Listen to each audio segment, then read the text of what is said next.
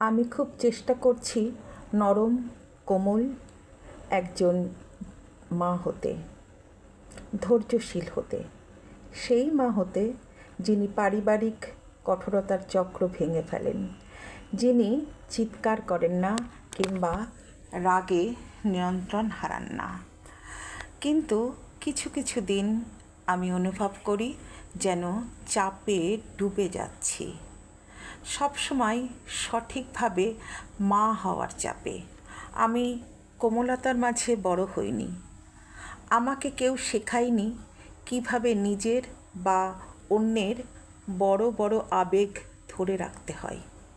তাই সব কিছু নতুন করে শিখছি, নিজের প্রতিক্রিয়াগুলো নতুনভাবে গড়ে তুলছি, বিস্ফোরণ না ঘটিয়ে ধৈর্য ধরে উত্তর দেওয়ার চেষ্টা করছি। বিরত থাকছি যখন শরীরের প্রতিটি অস্থি চিৎকার করতে চায়।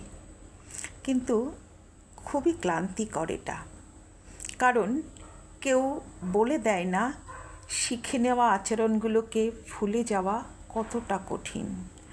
কেউ বলে না আপনার শিশু যখন অস্থির হয়ে পড়ে তখন শান্ত থাকা কতটা আত্মনিয়ন্ত্রণের ব্যাপার। কেউ বলে না আপনি তা করতে না পারলে ভেতরে ভেতরে কতটা অপরাধবোধ আসে।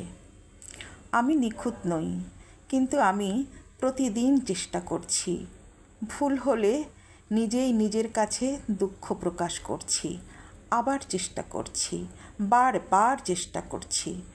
জেন্টল প্যারেন্টিং সবসময় অভিভাবকের জন্য সহজ নয়, তবুও আমি সেটা বেছে নিচ্ছি, কারণ আমার সন্তান এমন কিছু পাওয়ার যোগ্য যা আমি কোনো দিন পাইনি।